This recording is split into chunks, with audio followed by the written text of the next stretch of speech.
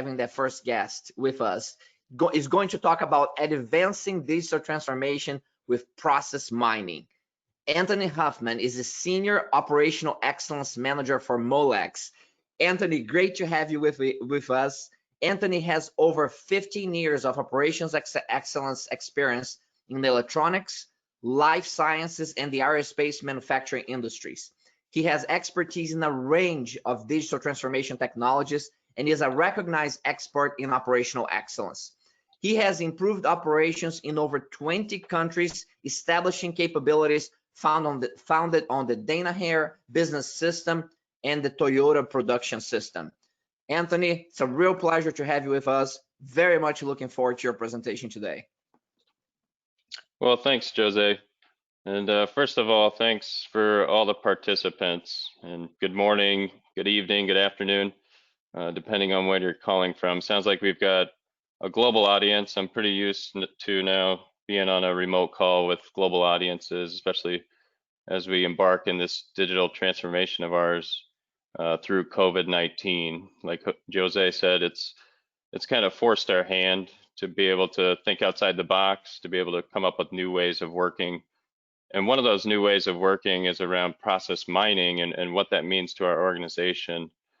So this presentation is going to give you guys a sense of what Molex does with process mining.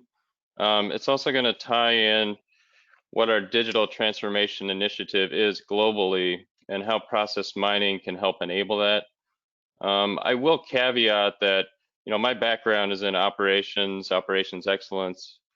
And so this presentation is going to be primarily focused on the operation side, the business process side. I'm sure there'll be lots of presentations through the rest of the week that'll get into the technology, the details behind the technology. There's a lot of good vendors that are presenting that can go into much more granularity and detail than I can get to. Okay, so before I begin, let me give a context of who Molex is, because not everybody's familiar with Molex, and no, it's not that watch company called Rolex. It's we're actually kind of behind the scenes for all electronics that are out there. They actually say you can't be 5 feet away from one of our devices. Molex is a global manufacturer of electronic components and solutions. We have operations in over 23 countries, manufacturing sites across the world. We have up to 80, depending on the acquisition status and where we're at. We have about 13 supply chain hubs and about 45,000 employees. And so we're a pretty broad organization, pretty wide organization. We support almost every industry, medical, automotive, datacom, consumer. And so we've got a pretty complex set of systems, processes. And when we talk about process mining, we really see this as a game changer for us to know what's exactly happening out in our enterprise.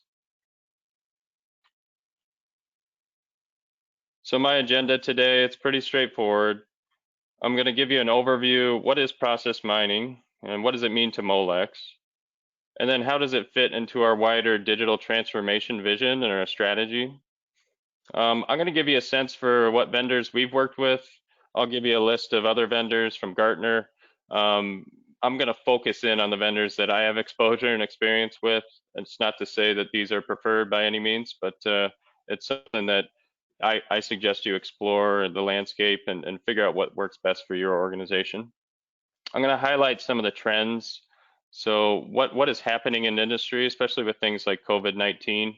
Where is process mining going? And what can we be doing to stay ahead of the curve?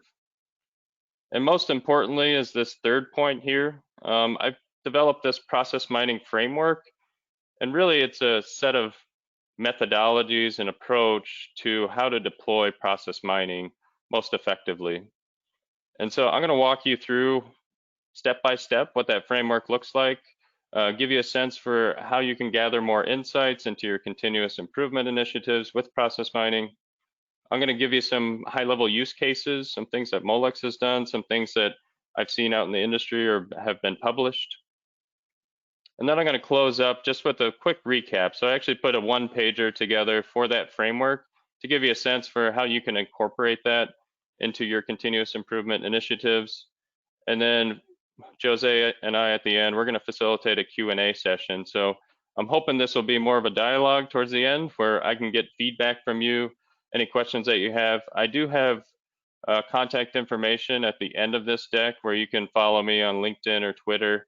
I do post quite a bit of information on there, not only about process mining, but a wide array of digital transformation and operational excellence topics.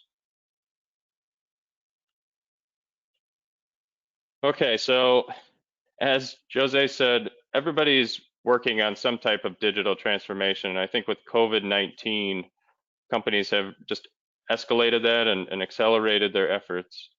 And so if you look across our landscape at Molex, from ideation all the way through customer support, there's a lot of data. There's a lot of information. We're connecting assets. We're connecting people.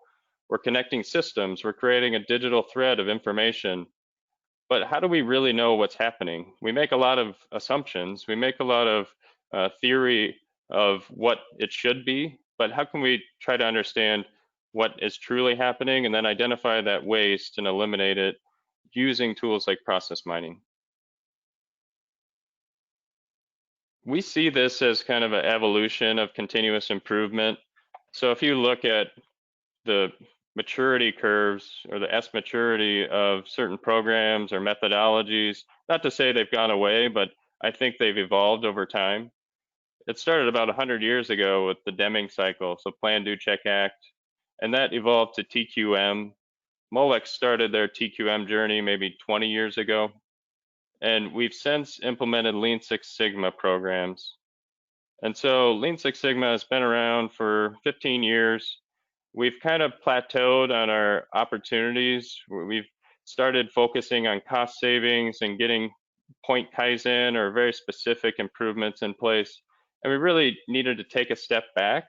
And that's where we've evolved most recently to develop this operating system that is guided by this vision of operational excellence. So we now have the Molex operating system. And that's really, how do I use the tools that we've been accustomed to and have maturity in a more methodical way, in an approach? And it's about three things. How do I run the business? How do I improve the business? And how do I transform the business? And a set of ways of working behind all of those that'll make us more consistent, try to get to one Molex instead of each division doing their own thing or each plant doing their own thing.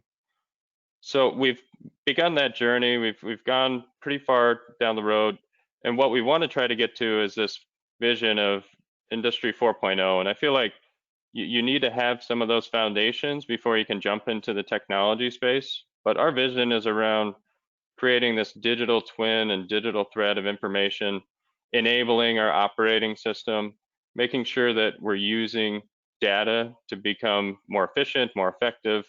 And so we're somewhere in between the operating system and Industry 4.0. I think a lot of companies I've talked to are in a similar state. I would challenge you to ask where you're at in today's world. And this may be a different set of tools. These were the ones that Molex followed, but there's a lot of other systems and methodologies I could have put on here. I think this is ever evolving too. So once we have the data sets and we're able to use data, I think from there we'll just continue to evolve using more automation, AI, machine learning, 3D printing is something that's on our radar. And so when we look at going from operating system to Industry 4.0, one of the key themes is how do we understand our opportunities? How do we know what's happening in the systems? How do we govern those systems? And that's really where process mining comes into play. We actually partner with Deloitte Consulting, and they performed an analysis. They call it a value stream analysis. I like to think of it more as a handoff analysis or a digital twin of a product development life cycle.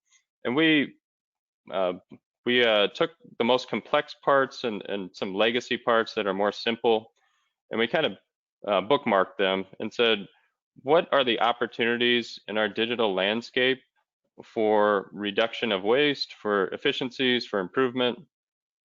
And so this is just an example. I can't share with you the actual results, but if you look on the left side here, What Deloitte was able to come up with is a map of all of our systems, and it looked very similar to this, where we've got lots of software, we've got lots of programs, handoffs, emails, all of this information flow that is redundant, rework, and a lot of problems and error-prone situations.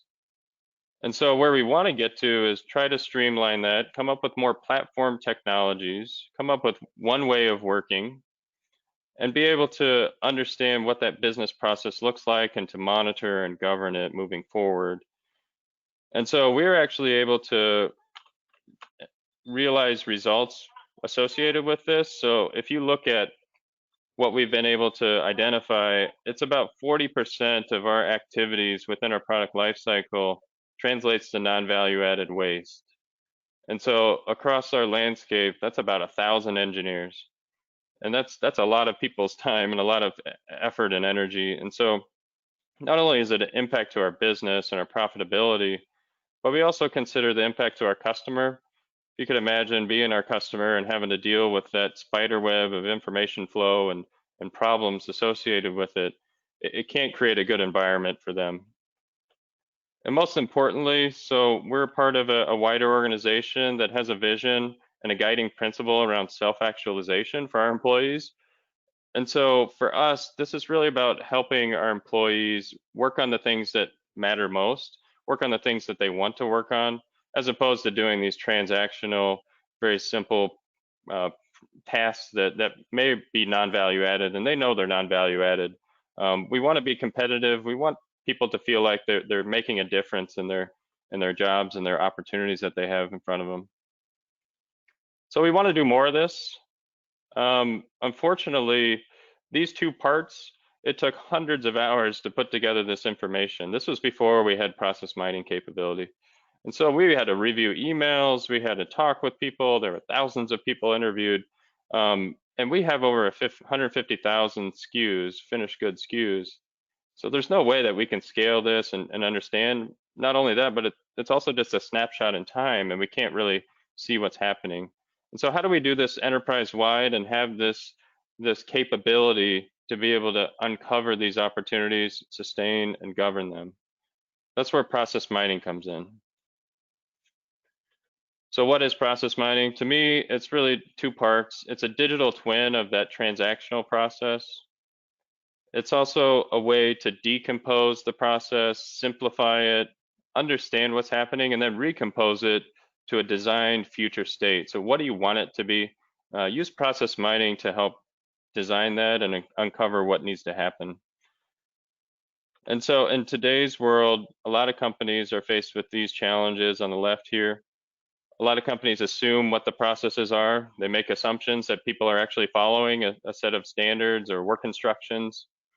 Typically, we had to pull together a workshop in the past of all of the business units and divisions to understand what's happening today. So we would map out the process, do a current state, future state, and try to just rely on people's expertise and trust their ability to go back and implement that future state. And so we really didn't have a mechanism to prove that out and to really audit it. It's also just a snapshot of time. So that's where process mining comes in, is you can do this on an iterative basis. You can do it real time to really manage and control those business processes. Risks and opportunities for improvement were estimates. So this may have come from anecdotal experiences or may have come from examples, but it really didn't tell us what's happening today and what are all the opportunities over the past 6 months, let's say. And so where we want to get to is with process mining, being able to do e-audits, so to review the process, to get real data and see what's happening. Those opportunities for improvement should be able to jump out. So are we doing things incorrectly? Did we added steps in certain parts of our enterprise? Are there missing steps or skip steps? And that could be a risk to some of our regulatory environments. That's what process mining, in a sense, does for us.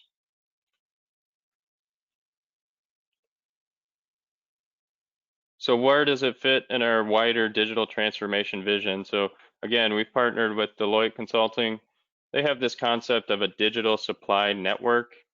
And so it's developing this digital core and thread of information across all of our functions from ideation all the way through customer support. And so we see us building this data lake, building this digital thread, and then overlaying process mining to control those business processes, to be able to come up with ways to monitor and measure performance of those business processes, as well as conformance to those processes. So it's a pretty powerful tool. You know, when we presented process mining to our C-suite, it was the best thing since sliced bread. They loved the idea, they loved the concept. It was kind of an aha for us, and we jumped all in. And so there's a lot of value here. We're I would say early in the process, but we've done some pretty good work to build momentum and to keep this going. Not unlike other companies that are out there. So if you look at, this is back in June, I'm sure this has changed with especially COVID-19, but the trajectory of organizations going from process improvement to actually supporting digital transformation initiatives and making this the mechanism to automate and to understand where automation makes the most sense is really where people are evolving. You'll see a lot more companies using this capability. I think we're just scratching the surface on what it could do for us here at Molex, and other companies are in a similar spot. So again, this is a list of vendors. I just put this in here to let you guys know there is a lot of alternatives, a lot of options out there. We use Celonis, and I'm familiar with Signavio, so we have some engagements underway. And there's also an open source platform. It's called Prom. You can download it. I've downloaded it, where you ingest data from SAP, from any of your platform systems, and it's free. And it's a great opportunity to train some people on your team to be familiar with the tool and what it can do for you. So I recommend downloading that. All right, so now I'm going to jump into the framework, and this is really the meat of the presentation. Really, for any technology, it's not about the technology. It's about people, process, then technology for us. And so what we've put together is this framework. It's not unlike a DMAIC framework or Plan, Do, Check, Act framework, but we felt that there needs to be a methodology to use this capability or this technology, so that we can make sure it's consistently used and used in the most effective manner. So it's made up of these 5 parts. So the first part is define, so similar to DMAIC. You want to map out your current state. I recommend using a SIPOC tool or some type of value stream analysis. You want to identify those opportunities for improvement. So talk with people, understand where you've got gaps. That'll help you at least get to the first layer of information. And then you go through the system of mapping out the process, using process mining to understand the flow, the information that's happening. But I would start at a high level and then work your way into the details once you understand which business processes you want to mine. The second step here is aligning. So this is about establishing a capability leader. So who's responsible for that business process, for the organization around that process, and then the actual standard work and the governance for it. Design, so this is put together a center of excellence. Usually it's cross-functional, usually it's cross-divisional or cross-business unit. So you can get everybody's point of view on what that desired state should be. I would start with a benchmark. So start with somebody that's done this well within your organization or outside of your organization, and then do a fit gap. I wouldn't just put a blank sheet of paper on the wall and start from there. I would try to map out what that good state looks like, and then do what if scenario. Improve, so again, use the tools that are available to you. We like to use RPA to help support that. And then finally, control. So how do you monitor and govern? How do you measure KPIs? Develop specific personas on who monitors and measures what. And so I'm going to walk you through what this looks like at a high level, and then give you an example of where Molex has deployed this. So again, in the define phase, you want to take this high level view first, and we typically will use a SIPOC analysis to say, here are the transactions from this supplier, or this, it could be a process internally. And then we want to understand, what is that process? What are the major processes within getting something from the input state to the output. And then identifying what are the platform technologies. So if you look on the bottom here, we spend a lot of time in ERP systems, but there are a lot of other systems that we want to try to evaluate: our product lifecycle management system, our manufacturing execution system, and how these all interrelate and create value for us is really the concept here. Where are the opportunities, and where do we need to start our process mining efforts? Once you're able to identify that, and I'll take the example of procure to pay invoice.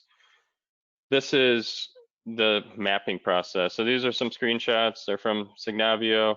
Not to say that it's a preferred vendor, but I like the way that they've been able to visualize this to make it simple for people to follow. I think that's one competitive advantage you'll see out there in the landscape, is if you can make it simple for the process owner, for the executive team who's going to buy off on the business case and the justification, the better. So this is an example of the customer journey and the procure to pay.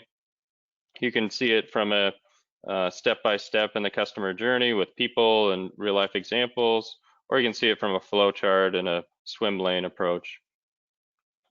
You want to try to take a look at all of your processes and then narrow down where you want to focus, because otherwise you're going to do this everywhere and you might not be hitting the biggest opportunities.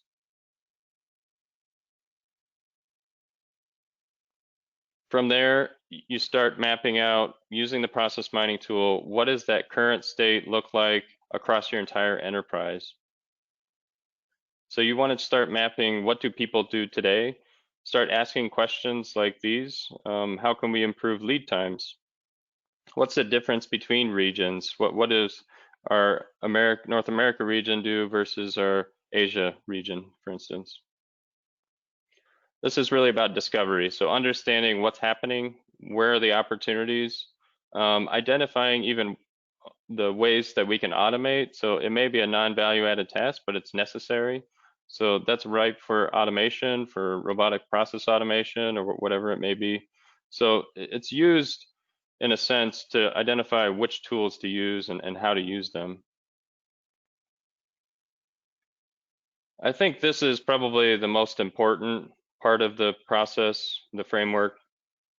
A lot of companies they'll skip over this accountabilities piece of who in the business owns this process. So who's going to be responsible for monitoring, for measuring, for governing, for being the go, no go on any changes or customizations needed.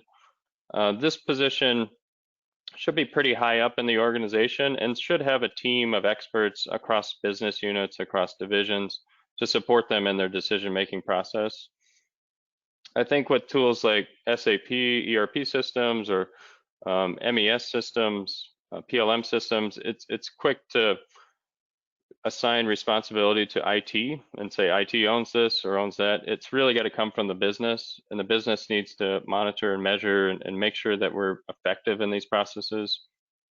So I would spend enough time here, make sure that those decision rights are documented and they have clear accountability, and there's some incentive to do this for them.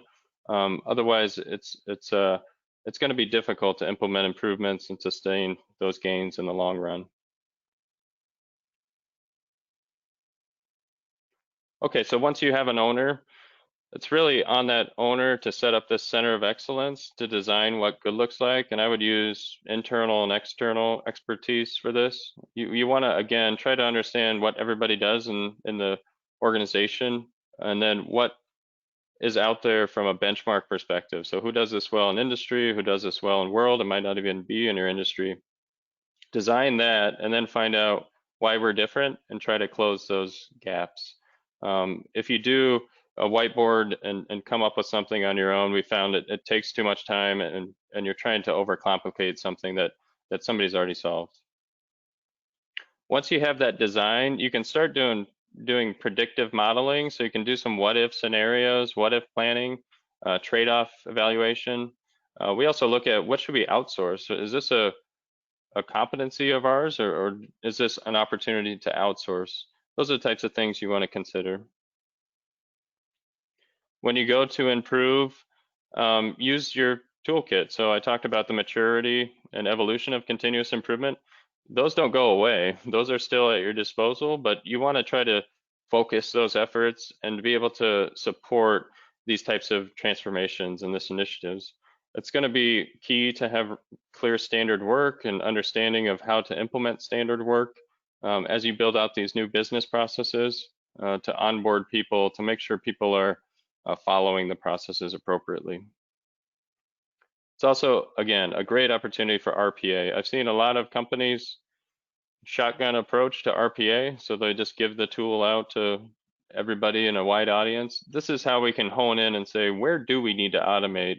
Because it's something that is required, but we feel like it's consistent. It's something that a lot of people do. A big opportunity. Let's automate that, as opposed to just automating everything for the sake of automation.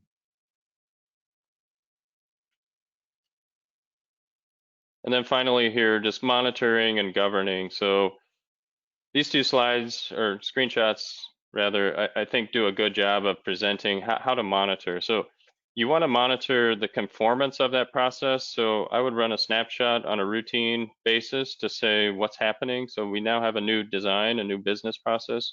Use process mining to make sure it's following up. And that's really onus of that capability leader to understand what's happening out in the wider enterprise. You can also use KPIs, so key performance indicators, to measure how the process is performing. So what's your cycle times? Where are the outliers? What's different by region, by user even? And so it gives you a sense for where do you need to improve. Think of it like an electronic process map of opportunities that you're trying to go after. This also helps with making sure that you're verifying effectiveness of processes, in some cases to the level of validation. So you can use this tool, for instance, in the med device industry, to validate processes that people are following, that it's effective and it's working. And it's also a good way to audit. So you can do snapshot audits. You can share this information with multiple people in the organization and key stakeholders.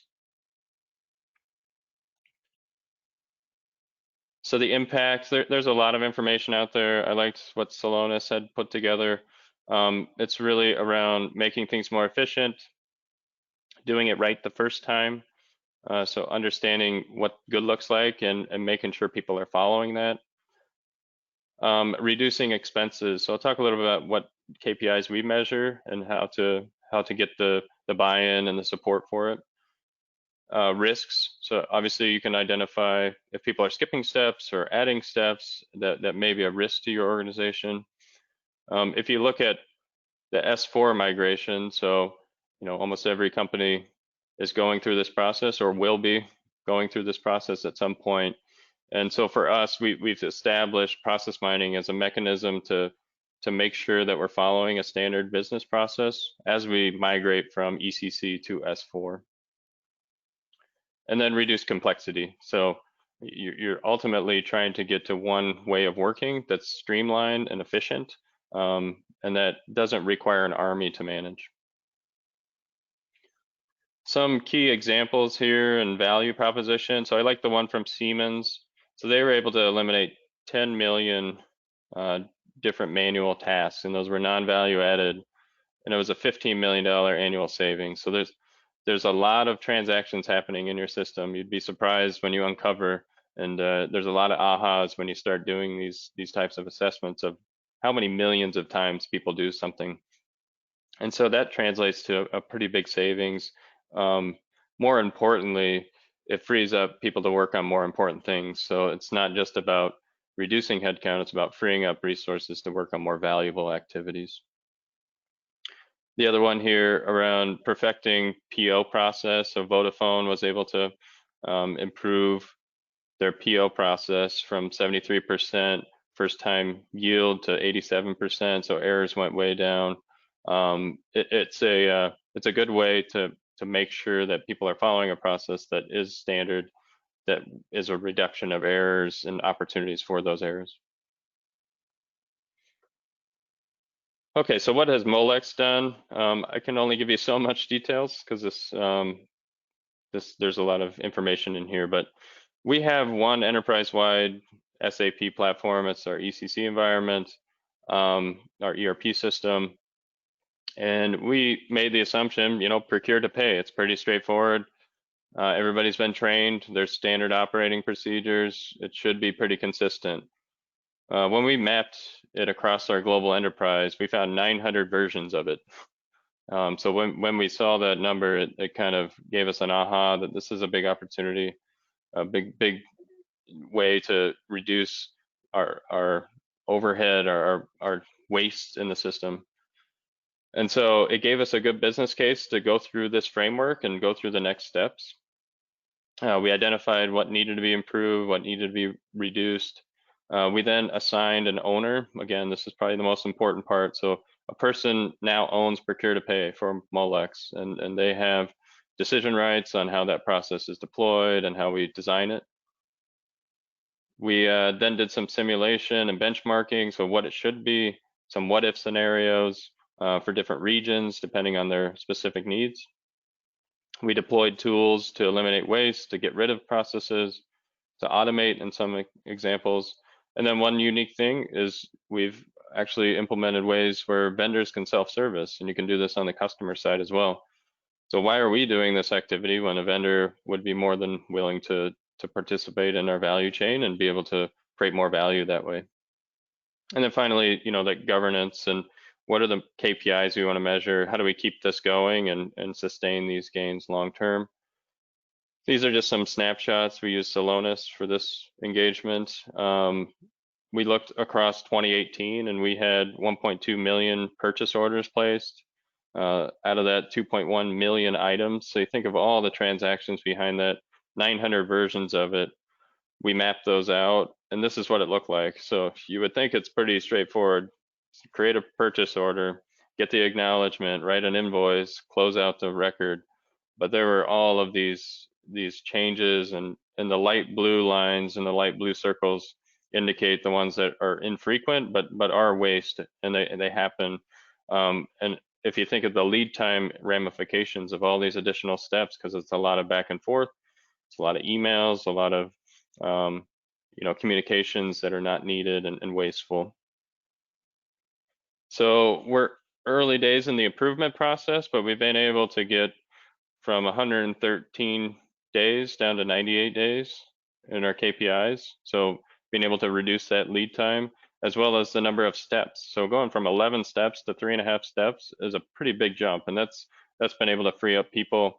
You think of procure to pay professionals, we're hiring people that should be good at negotiation, should be good at vendor management, making sure that we're managing our categories and our spend appropriately. If they're spending all their time doing these transactions, we're obviously not getting the full benefit, and there's no way we're getting them to self-actualization of what they want to do, what they desire to do.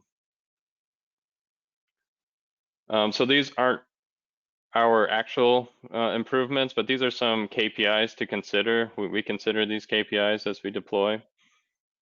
So you want to measure your manual versus automated tasks. So you should see manual tasks go down and your automated tasks go up. So this is saying we need to automate these tasks. We only have a few that have been. All of these can be automated. Let's deploy RPA resources and then reduce and use continuous improvement tools to get rid of all those manual steps. Headcount. So IDL headcount. This isn't the goal to reduce the headcount, but again, it's about freeing up these people to be more category managers and to work on more valuable activities.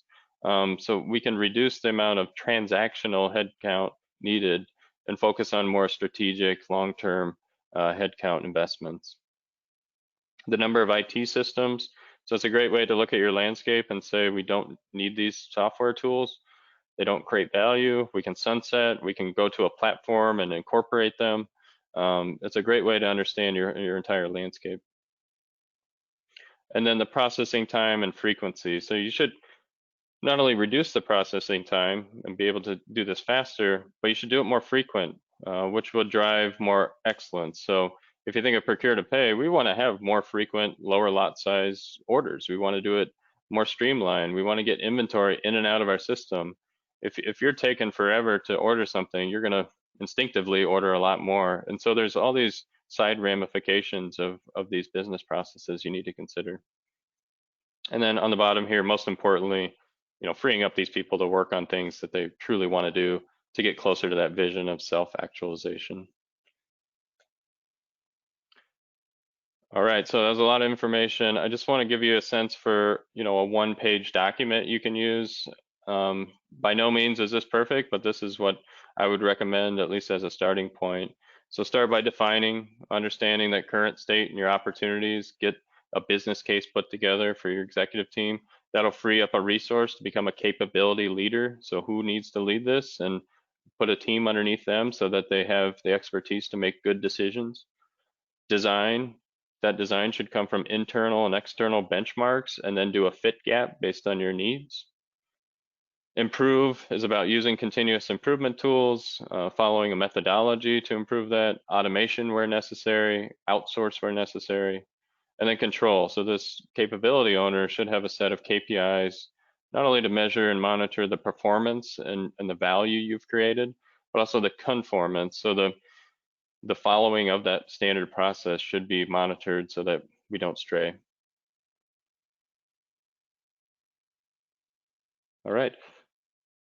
So with that, some key takeaways, hopefully, that you got out of this is how this fits in with digital transformation, how process mining can help enable digital transformation, what the vendor landscape is, what the market trends are. It's all in here. You can find a lot more information. I'm sure you'll see a lot of presentations from vendors today and through the remainder of the week.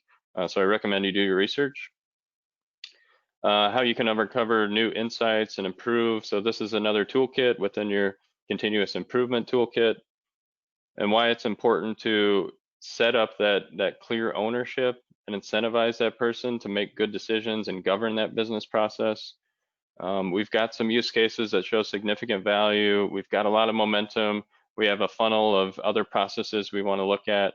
And so it's a pretty exciting capability. We've built this framework to be able to have a clear methodology and approach to it, so we don't just go after shiny objects. We actually realize the benefits and results from it. And I think all of that combined is really what's been able to transform our business. So with that, if you feel like you didn't see something that you want to get more information on, feel free to follow me on LinkedIn, Twitter. I've got a lot of information, not only on process mining, but other digital enabling capabilities, as well as operational excellence. So feel free to reach out. And with that, I'll hand it back over to you, Jose.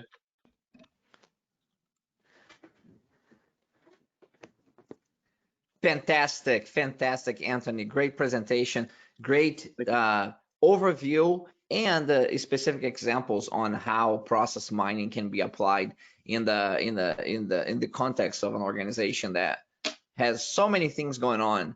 One of the questions that came right from the beginning when you're talking about the Molex, and you're talking about the company and its operations was about identifying the right opportunities.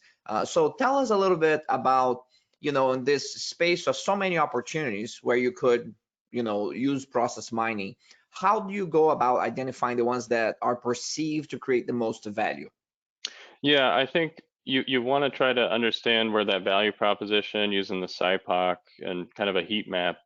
But I think if you want to get started in process mining, it probably makes more sense to go to a process that's a part of a system, meaning it's part of a quality system, it's part of a finance system. It already has an owner, it already has an audit mechanism. It's something that's been documented and reviewed on a routine basis. That'll help you get started, because those are fairly easy to map and mine and understand the opportunities. From there, I would then start looking at the value proposition and SIPOC. Very good. And another question that came, and several people posed this question. By the way, for those of you in the audience, keep asking the questions. As I scan through them, I find common themes, and I'll relate to Anthony. But one of the other questions that came up is that what type of IT support and infrastructure you need to have in place for these things to be effective? Yeah, so IT is a big part of this. it's really a support function, I see. But you're going to need people that are well versed, especially if you look at automation and RPA, and ways of mining information data. We've actually hired some data scientists to help support this. And then we're just now getting into data architecture space. So we've got an IT organization getting stood up that's looking at our whole landscape of all of our platforms and how we can create data lakes and data flow, the pipelines of information behind that data. All of those are key considerations as you go into the improve phase. If you start with just you want to understand current state and you want to understand the opportunities, I would lean on the vendors. They have the expertise, they can do that. When you start getting into improve phase, you're going to need to get the right expertise to improve. That's good. That's good to know. Salim Hadim has a question on how long it took you to extract the data and normalize it so that Celonis tool can use it for process mining. So that initial extraction of the data, normalization of the data, so that you can then use the process mining tool. How long tell us a little bit about that process? Yeah, so from start to finish, I was actually surprised by the lead time. It actually only took a few weeks to get all of that information, uh, all of it ingested into Celonis, into our process mining views that we wanted to see, into all those screenshots that I showed you. I think we had a leg up because we have one instance of SAP in the ECC environment. Other organizations that might have multiple ERP systems and different tools that people are using may take a little bit longer. Very good. I have a question here, a dual question. One is from William Fuller, the other one from Kelly Chastonnay. They ask questions related to organizational dynamics. And you maybe you want to take one at a time here, but first of all, William was focused on the difficulties that you may have experienced in identifying and assigning the process owners with decision rights. And Yeah. I'm not sure if you actually did that or if it was the other way around. It sounded from your presentation that you actually look for opportunities where ownership already existed and then you leverage that.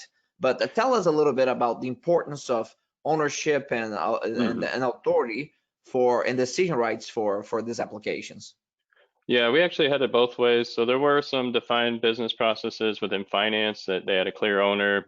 People understood that person owned it. It's been well communicated. And then for things like procure to pay, we had to find somebody. There wasn't a clear owner of who owns procure to pay across the organization. And so we went to all the division leads and said, this is pretty important for us to standardize and to understand. So I think you see a lot of companies shifting from traditional silos to more of these capability owners of a business process. And so we sold that concept and that idea, and we actually pulled somebody from the business out, and we made the statement, our CEO made the statement that if you pull this person out and it doesn't hurt your business, you picked the wrong person. And so you want to have somebody that has influence, that's an advocate of the process, of the tools, and that can facilitate and coordinate so that we can get the voice of the business incorporated into that design. It's a pretty high level role, and it's kind of revolutionary for us in a new way of thinking about an org chart. Very good, very good. It was interesting. A lot of people picked up on the fact that you discussed Molex and the culture and this kind of goal for self-actualization, which is a pretty lofty goal, Very lofty. Abraham Maslow's hierarchy of Yep. needs, the highest possible level you can have, finding your purpose, living that purpose through the work that you do. Tell us a little bit about how, and this comes from Kelly, and she asked about what is the cultural challenge you had to overcome, if any, in adopted process mining. How, and you alluded a bit to this, but how does that align with this higher goal of self-actualization? Yeah, so I think the adoption piece is going to be difficult when you go to deploy the new standard business process. So you might have people within the organization say, this is my job, this is what I do. You're telling me to do something different, maybe more steps, less steps. People don't like to be told to change, they like to be a part of the change.